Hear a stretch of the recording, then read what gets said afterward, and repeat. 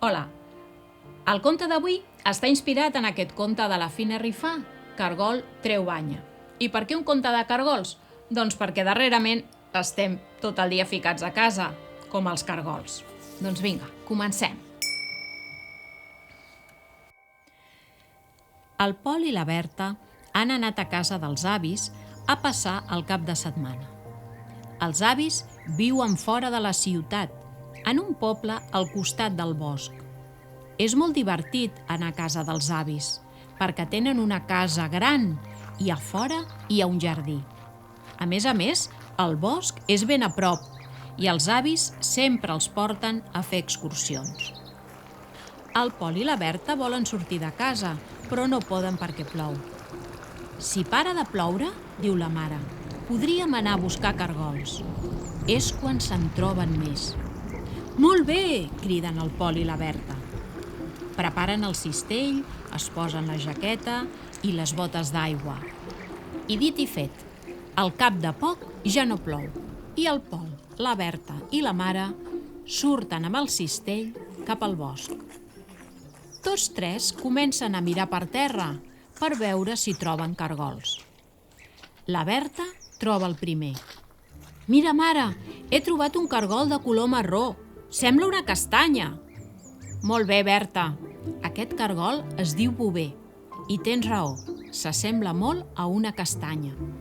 Al cap de poc temps, en Pol troba un altre cargol i molt content el posa a dins del cistell. Heu d'agafar-los per la closca amb molt de compte, els hi diu la mare. Els tres segueixen buscant, mirant amb atenció pels marges del camí.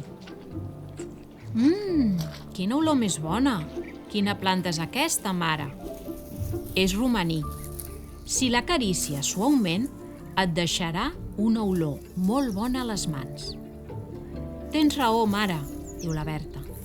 En Pol s'apropa al romaní i de cop i volta diu: Mira, mare, cargols blancs! Molt bé, Pol. Aquests cargols de color blanc es diuen baquetes i s'acostumen a trobar al costat del romaní o la farigola, que són herbes aromàtiques. Agafa'l amb molt de compte i agafa també una miqueta de romaní per posar-lo a dins del cistell. Segueixen buscant i ara és la mare que troba un cargol de color rosa. Mireu, mireu, aquest cargol es diu Regina. A què sembla que algú li hagi pintat l'espiral amb un retolador negre? Sí, tens raó, mare. I caminant, van començar a cantar la cançó que els hi havien ensenyat a l'escola.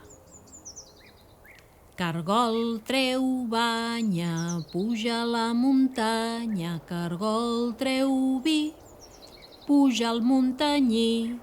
Cargol treu banya, puja a la muntanya, cargol bover, jo també vindré. Després d'una bona estona han trobat molts cargols, però tots estan amagats dins la seva closca. Quan arriben a casa, els fiquen a dins d'una capsa amb fulles d'enciam i el romaní que han trobat. A poc, els cargols treuen el cap i les banyes, dues de curtes i dues de llargues amb ulls. Els fan forats a la tapa de la capsa i la tapen. El Pol, abans d'anar a dormir, s'apropa a la caixa per dir-los bona nit. Se'ls mira i pensa: destaparé la capsa i així respiraran millor. L'endemà només hi troben un cargol. Els altres s'han escapat. Pol, has fet un disbarat, diu la Berta. Em pensava que els cargols dormien. Les plantes estan plenes de forats, crida el pare. Ostres, els cargols s'han menjat totes les meves fulles, totes les fulles de les meves plantes, crida l'àvia. Ja podeu tornar als cargols on els vau trobar, diu el pare. Ostres, ho sento.